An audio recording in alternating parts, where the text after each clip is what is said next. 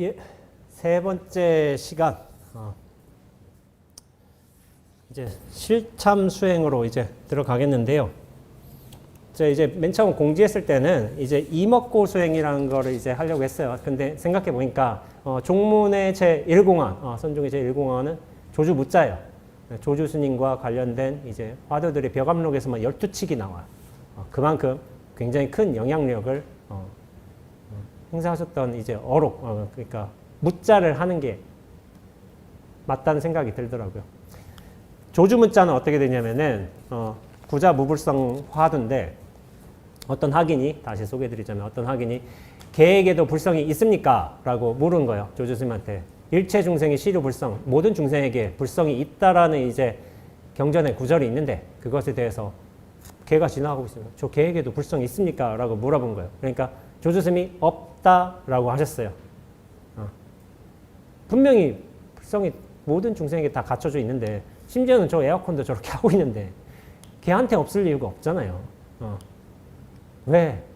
근데 없다고 하셨고 이것을 간절하게 의심에 들어가면서 참고하는 방법이 구자 무불성 화두예요.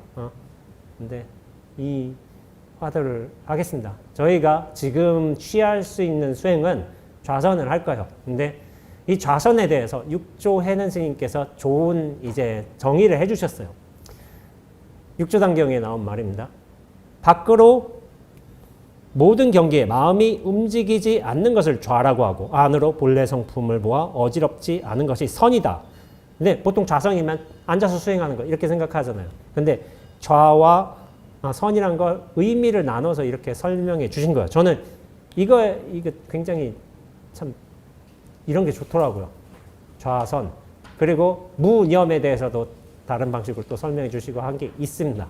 각각 이제 글자를 끊어서 하나하나 이렇게 설명을 해 주셨어요. 좌선을 하게 될 것이지만 저희가 실참 수행을 할 거예요. 그러나 실참 수행은 길게 하지 않습니다.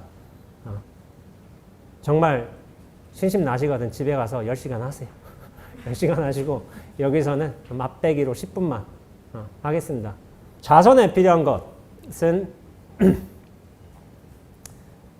단지 좌선을 하느냐 앉아서 그냥 정진하면 되느냐 그것만이 필요한 건 아니에요. 여러 약간 부수적인 마음가짐이라든지 태도가 또 필요하기도 합니다.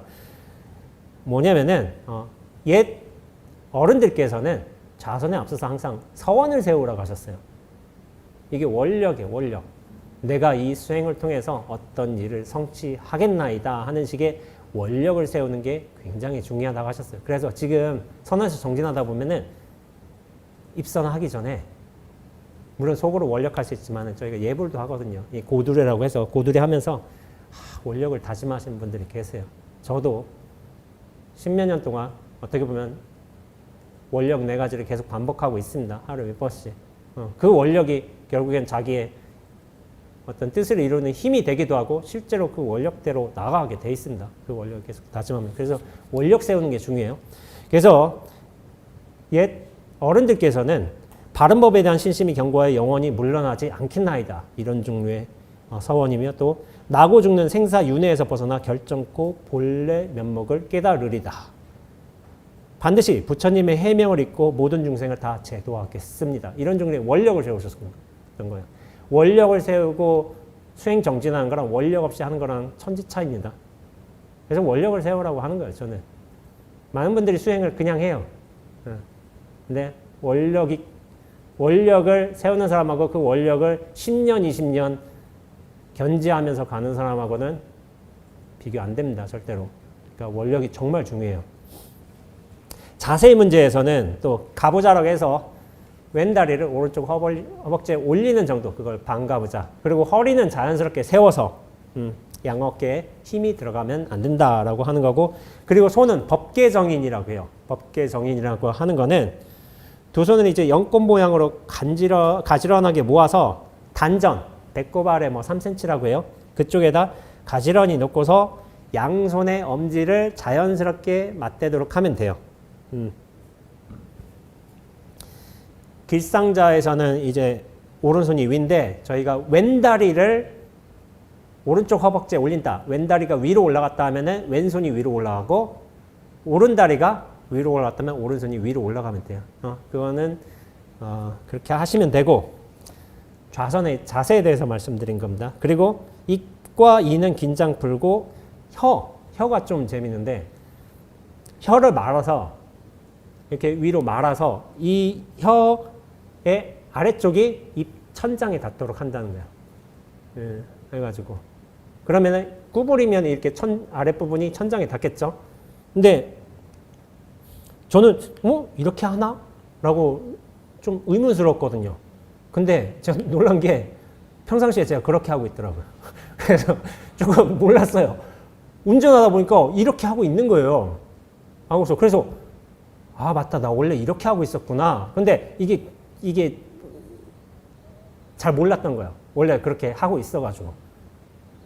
하고 눈은 반개하되, 반개라는 건 완전히 뜨지도 않고 감지도 않고 절반을 한다는 거예요. 부처님, 우리 정각에 계신 부처님 보면 슬며시 떴어요.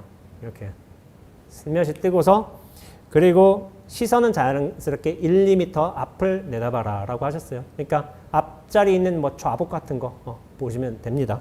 그렇게 하고 이건 뭐 다른 경우인데 음식은 적당히 7부, 8부 정도 먹으면 되는 것이고 그리고 좌선이 잘 된다, 안 된다 뭐 이런 거 생각하지 말고 그냥 간절하게 진솔하게 속효심 너무 빨리 끝내버린다 이런 생각하지 말고 너무 힘주어서 하지도 말고 그렇게 좌선하면 된다고 합니다. 이게 호흡에 관해서도 또 문제가 있는데 전통적으로 뭐 가풍마다 달라요. 이제 단전 호흡을 해야 된다라고 이제 주장하시는 분들이 있는가 하면은 저희 은사스님 같은 경우는 야 의심하기도 그거 바빠 죽겠는데 그 호흡까지 신경 쓰냐? 해가지고 그렇게 하시는 분들도 있어요. 이게 정해진 방법은 없어요. 그러나 이제 이를테면 송담스님 문화의 이제 상자들께서는 호흡을 굉장히 중요시하세요. 자세도 그렇고 여러 가지 그 어르신의 가풍 따라 그 제자들이 그 수행 방법을 익히기도 합니다. 그런데 호흡에 관한 거에서 단전 호흡으로 규정 짓는 건 없어요. 사실은 호흡은 자연스럽게 하고 자 지금 한 10분 정도 딱 10분만 합니다. 10분만 하고 공안은 이렇습니다. 부처님께서 개에게 모든 중생에게 시료 불성이라고 했는데 조주스님은 왜 개에게 불성이 없다고 하셨는가? 도대체 왜 그런가? 이거를 의심하는 것. 이것이 간화선 제1 공안 조주무자를 참고하는 방법입니다. 예. 왼다리든 오른다리든 한쪽에 올려보세요. 올려보시고 어깨에 힘 빼시고 그리고 손은 자연스럽게 다리 위로 올려놓으시고 올려놓으시고 고개에 너무 힘 주지 마시고 뻣뻣하게 하지 마시고 그냥 서서히 세우시고 시선은 1, 2m 앞에 두시고 호흡은 자연스럽게 그러면서 왜 조주 스님은 개한테 불성이 없다고 하셨는가를 참고하도록 하겠습니다.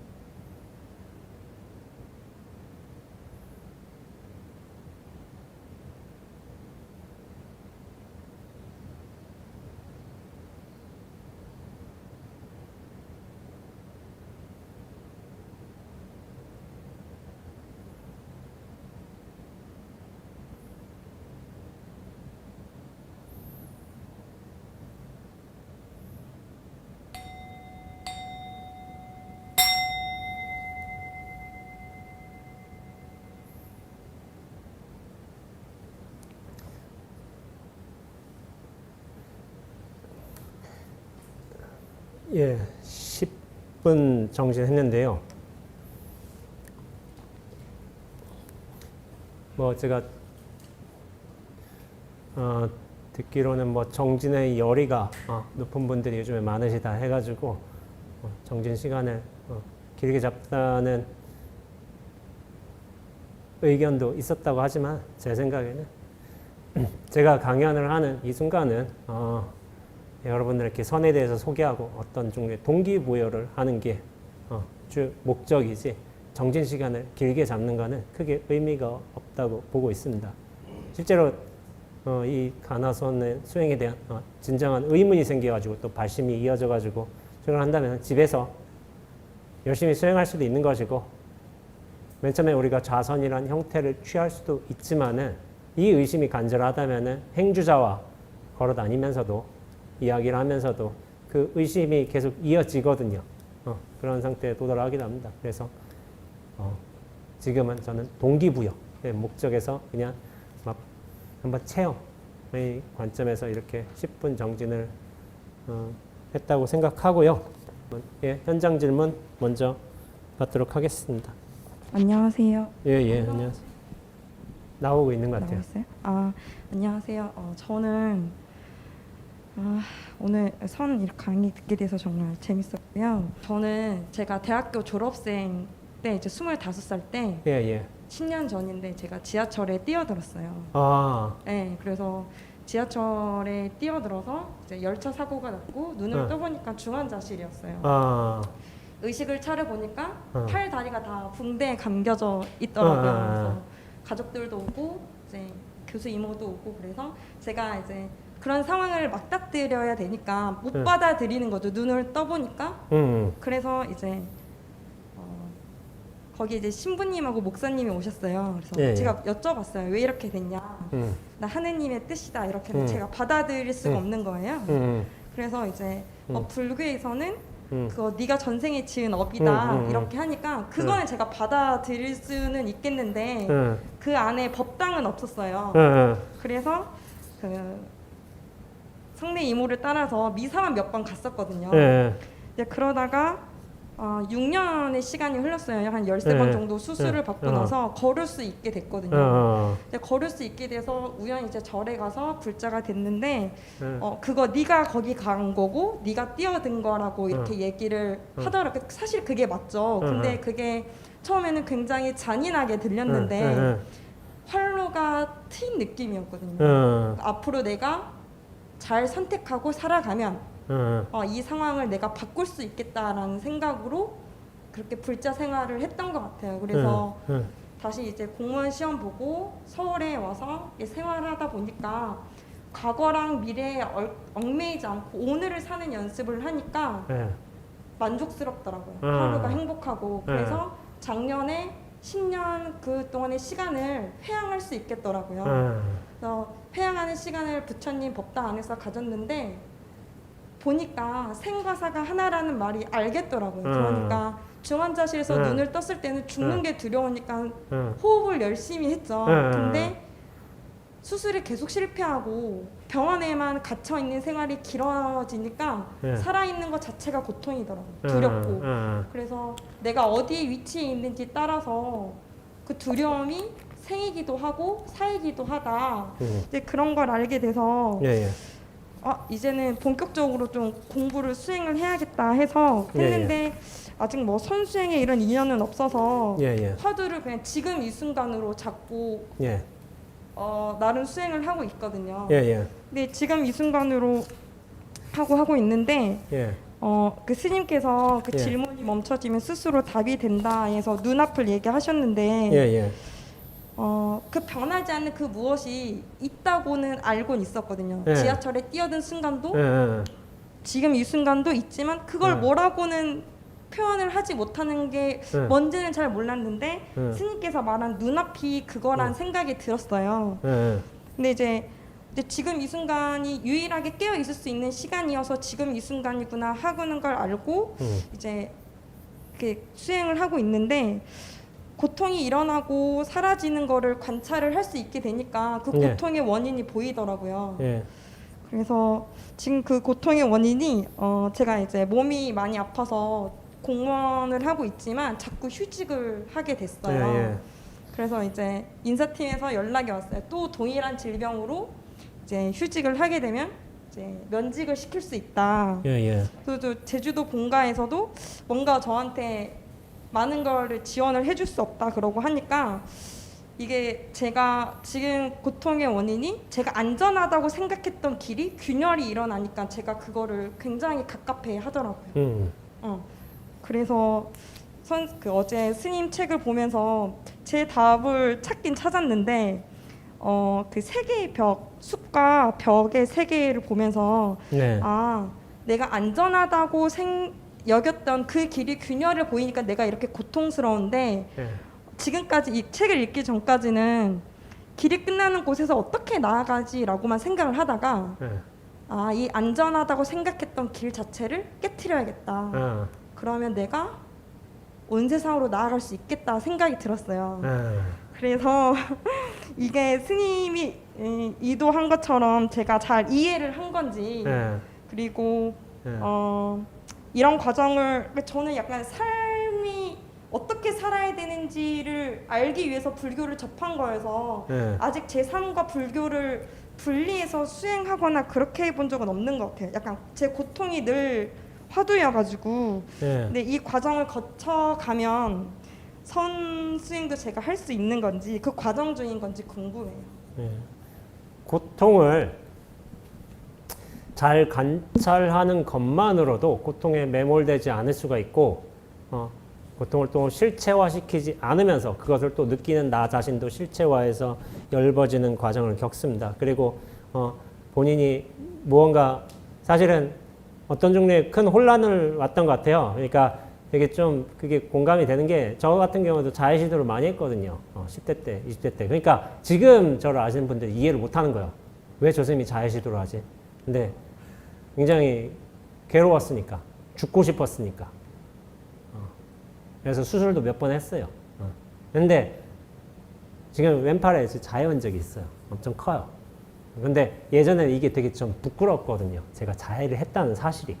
근데 수행하다 보니까 사람이 모자랄 수도 있는 거죠. 그래서 이게 요즘에는 부끄럽진 않아요. 그렇게. 왜냐하면 이런 인연을 거쳤으니까 지금의 편한 상태로 온 것이지라는 생각을 하게 돼요. 아까 전에 질문자께서 지하철을 뛰어 그게 얼마나 지금에는 지금 뭐 어떤 종류의 생각이 들지는 모르겠지만은 제 생각은 그래요. 저렇게 괴로워한 때가 있었으니까 그것의 의미는 그것이 하나님의 뜻이든 뭐 업보든 그건 사실은 지금 정할 수 없어요. 나중에 그것을 온전히 벗어날 때부터 그것의 의미를 정할 수도 있고 혹은 그것을 벗어날 때부터 이런 과정도 필요했겠구나라는 걸 스스로 납득시킬 수도 있다는 저는 생각을 하게 돼요. 너무 성급하게 이건 이거야 라고 의미 정하는 게 저는 좋지 않다고 보고 있습니다. 인연따라 이유가 있어서 왔겠구나라고 스스로 이렇게 생각을 하고 나중에 그 인연을 정리해도 늦지 않아요. 근데 서두를 필요는 없습니다. 그리고 아까 전에 몸이 아픈 것으로서 이게 결국 본인의 선택으로서 수술도 하게 되고 몸이 아픈 인연은 바꿀 수가 없거든요. 근데 그 고통이 아까 전에 제가 말씀드렸잖아요. 삶이 고통을 준다고. 근데 그 고통은 그냥 주는 게 아니라 너 깨달으라고 그렇게 오는 것이기도 해요. 그러나 그게 너무 인연이 컸으면은 금생에 생도 맞췄을 수도 있죠. 그러나 용케 살아 계시잖아요. 이렇게 질문도 하고 나름 얼굴에 미소도 보이고 적극성도 보이고 살아날 인연이 오셨던 것 같아요. 오셨던 것 같고 그렇지만은 아까 전에 말씀하셨던 것처럼 내가 안전하다고 느끼는 어떤 종류의 그 벽, 틀 같은 것들이 사실은 나를 온전함으로 돌아가지 못하게 하는 그런 구속장치가 될 수도 있어요. 그래서 선문에서는 백척간도에서도 한 걸음 덜하는 말이 있어요. 백척간도라는 게 나를 의지하게 하게끔 하는 어떤 높은 경지에 도달하게 되는 어떤 축이에요. 축인데 거기서 한 걸음 더 탁 뛰어내리라는 거예요. 뛰어내리면 어떻게 됐어요? 죽겠잖아요. 근데 그게 진정으로 죽는다면은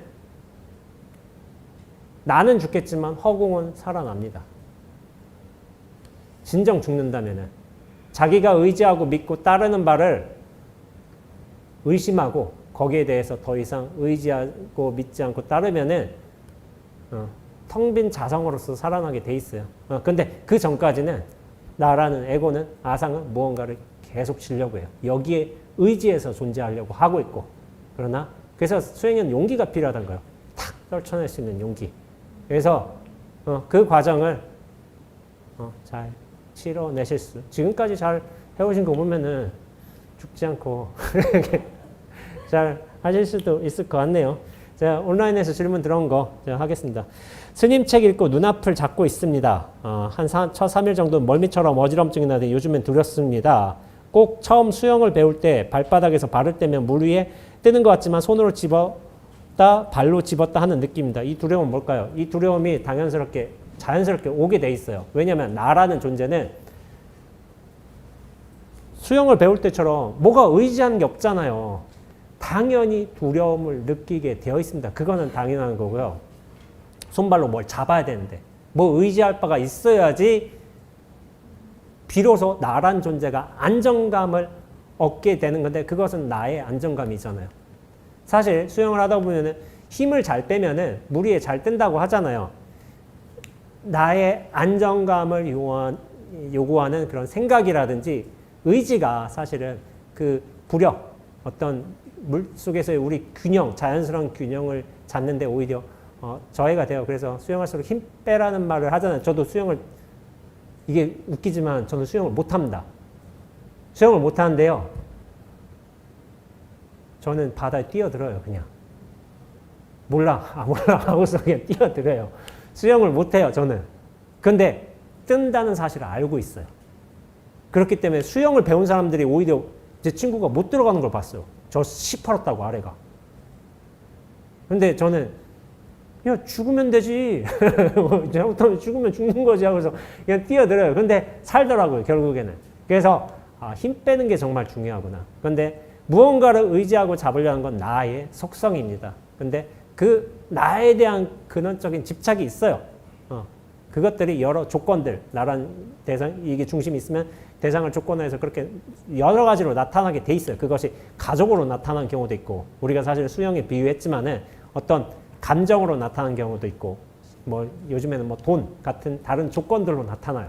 그것에 의지해서 나의 존재감을 획득하려고 하는 거예요. 근데 그 조건이 정말 처절하게 무너지면 나의 존재감도 처절하게 없어지는 경우도 있습니다. 그래서 선생들은 그래서 저 제자가 뭐에 집착해 있는 거 그걸 잡아서 그걸 뺏었어요.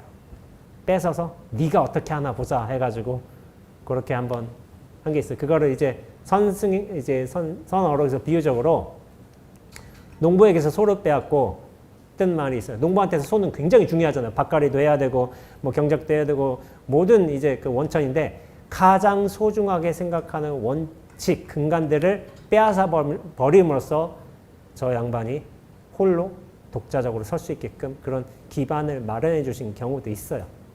이게 선수행법에서 그리고 그런 경우도 있습니다. 그래서 두려움을 느끼는 건 당연해요. 근데 제가 드리는 말씀은 이 두려움을 느끼긴 하지만은 한번 제주껏 그 두려움으로 들어가 보시라. 이런 말씀을 드리겠습니다.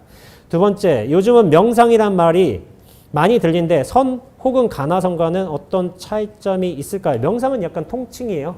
여러 수행의 방식인 것이고 선도 어떻게 보면 명상, 메디테이션, 선 원래 인도의 근원을 따지자면 야반 잡아묶다? 뭐 그런 뜻이 있어요. 그래서 나를 어떤 선정의 상태로 잡아묶으려는 그런 시도 흐름과 관련이 있는데 가나선이라는 거는 조사, 선의 가풍에서 화두를 관한다. 특정한 수행 방식을 뜻하는 거예요. 그러니까 이거는 특별하게 어려운 점은 없어요. 명상은 그냥 통칭이고 선도 어떻게 보면은 굉장히 광범위한 의미를 지니고 있어요. 선문답이라고 하기도 하고 어떤 생활 습관이라고 하기도 하고 어떤 명상의 통칭이라고 하기도 하고 되게 광범위한 의미인데, 세 번째, 간절함이 없어서 그런지 화두 수행이 어렵다, 난 못하겠다 하는 마음이 큽니다. 그러면서도 왜 자꾸 궁금한지 모르겠는데 간절함이 생길 때까지 기다리면 되는 거예요. 이 궁금함은 뭘까요? 이게 비교해 드릴게요. 간절함과 궁금함이 다르지 않아요. 네, 이거를 자꾸 분리해서 보는데 대신심과 대분심이 사실은 다르지 않아요. 이게 이 화두에 대해서 의심이 안 난다 하더라도 왜 조주 스님이 걔에게 불성이 없느냐고, 그것에 대해서 의심이 나지 않는다 하더라도 이게 약간 기반이, 이런 기반이 있으면 좋아요. 내 삶 전체에 대한 의심이 있으면 좋아요. 내 존재에 대한 의심이 있으면 그게 좋아요. 근데 화두, 그러면 제가 보기엔 화두가 약간 개인마다 좀 달라야 되는 측면도 있어요. 저는 조주 스님의 이제 조주무자를 참고를 잘 못했어요. 이게 의심이 안 나는 거예요. 그래서 나중에 3년차 돼서 이먹고로 바꿨습니다. 이먹고. 이거는 사실 좀 들기가 어려울 수도 있는데 이먹고를 3년차 때 바꾸고 나서 약간 자리가 잡혀갔어요. 그러니까 노장님한테, 저 은사님한테 조주무자를 받아가지고 이걸 참고했지만 저한테 안 나는 거예요. 이거 조주 스님 저 확인의 물음이지 제 의문이 아닌 거예요. 그런데 저는 삶의 전체에 대한 의문이 있었고 나라는 존재에 대한 어떤 회의감도 많이 있었어요. 도대체 이게 뭐지? 난 왜 이렇게 괴롭게 살아야 되지? 이런 회의감이 있었기 때문에 그래서 노장님께 허락 안 받고 송담스님한테 다시 이먹고를 받았어요. 그때서야 조금씩 뭐가 이게 된 게 있어요. 그렇다고 조주무자가 전혀 의미가 없었지는 않았다고 생각을 해요. 그러나 제가 어떤 삶에 있던 총체에 대한 의문을 가지는 어떤 맞는 화두로서는 이먹고가 맞지 않았나 싶어요. 그래서 이먹고가 되게 단순해요. 이먹고인데, 근데 이는 특정할 게 없어요. 그러니까 정해서 이먹고가 아니라 이를테면 이 죽은 몸뚱어리를 끌고 다니는, 시체 덩어리를 끌고 다니는 것은 무엇인고, 이게 타사시구자라는 화두인데 이거는 이 몸뚱어리란 대상이 있잖아요. 이 죽은 몸뚱어리. 그리고 연불자시수란 또 화두가 있어요. 이목고의 확장형인데 연불하는 이것은 무엇인고, 특정한 대상이 있잖아요. 근데 이목고 자체는 이게 대상이 없어요. 근데 이게 그래서 힘들어요. 뭐 대상을 잡아야지 이걸 의심하든 잡아 붙들든 뒤집어 엎든 뭐를 좀 해석하든 말든 해야 되는데 뭐가 없는 거예요. 근데 그래서 이목구가 어떻게 보면 들어가기 힘들어요. 아는 에고는 뭔가를 잡으려고 해요. 여기에 대해서 흔들어 보기도 하고 뒤집어 보기도 하고 그렇게 하려는데 잡힐 바가 없으니까 오히려.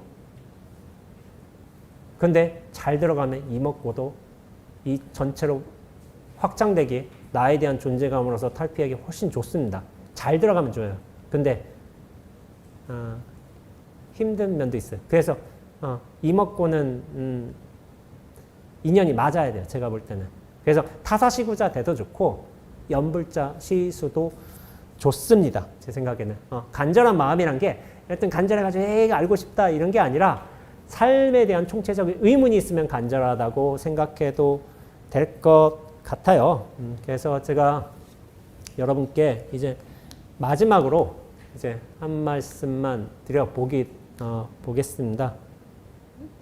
네, 저는 이거 좋아요. 되게 천하를 천하에 숨기다.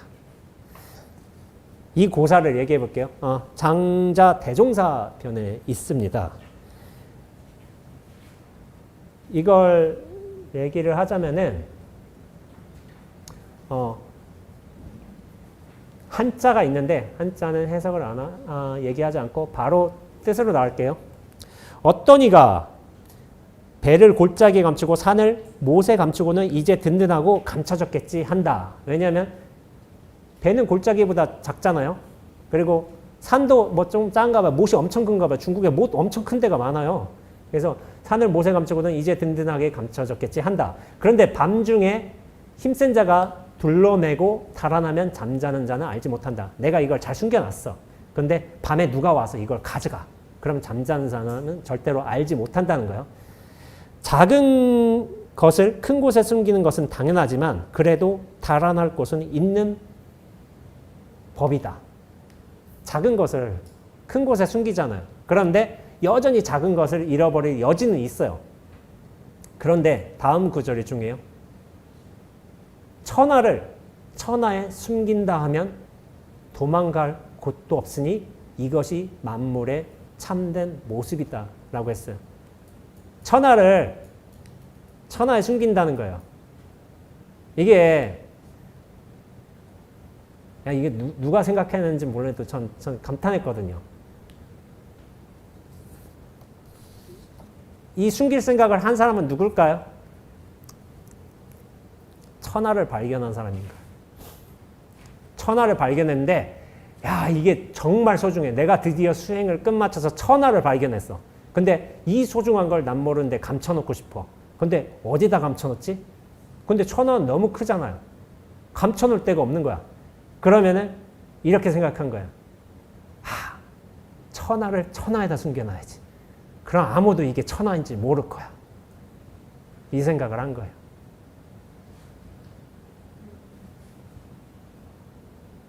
너무 당연하게 있잖아요. 이게 천하가. 이 소중한 거를 내가 알았어. 어디다 숨겨놓지? 아무나 이게 진리를 알았어. 이 진리가 너무 소중하니까 아무한테나 보여줄 수 없어. 이 진리를 어디다 숨겨놔요? 진리에다 숨겨놔요. 부처님은, 비유할게요. 부처님은, 이 진리를 알았어. 별빛 보고. 별빛을 별빛에다 숨겨놓고, 서산대사는 닭 울음소리에다 숨겨놓고, 온천물의 매끄러운 촉감을 또 온천물의 매끈에다 숨겨놓고,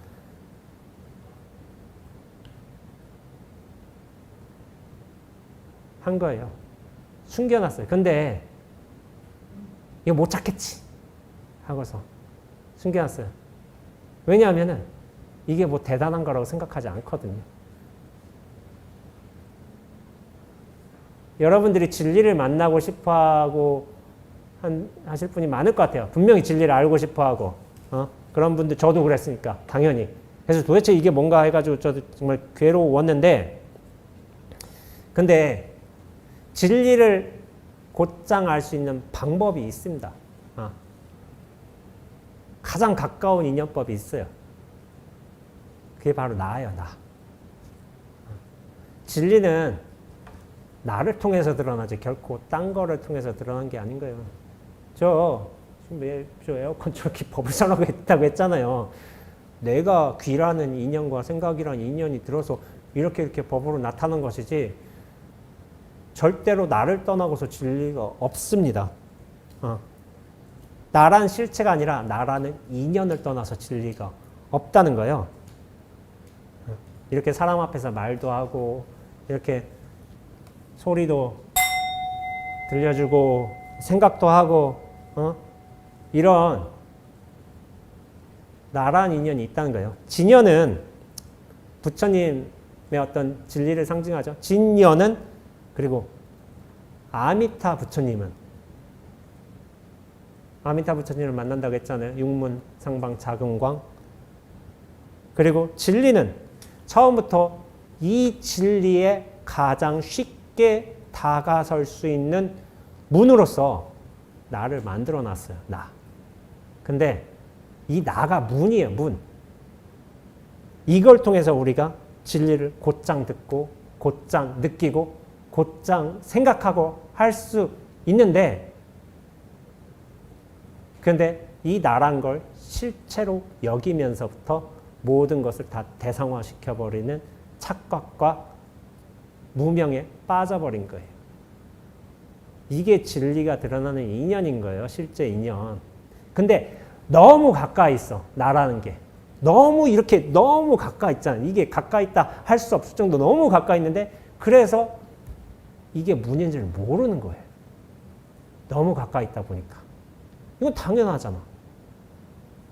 당연히 듣잖아.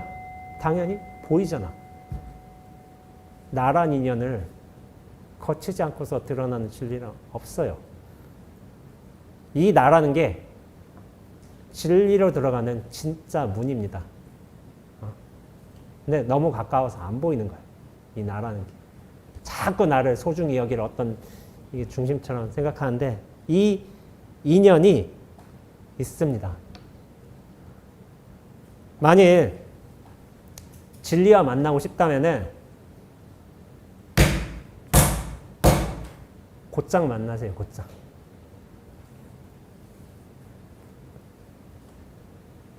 예, 고생하셨습니다. 예, 3시간 동안 강의 들어주시느라 수고했고요. 오늘 뭐 저와 이런저런 인연을 이렇게 만나 뵐 수도 있었겠지만은 그것들이 이제 여러분들에게 다른 방식으로 각기 다른 방식으로 오리라고 생각을 해요. 인연처 따라 수행하고 또한 이제 다른 인연으로 또 만나 뵐 수 있었으면 좋겠습니다. 예, 수고하셨습니다.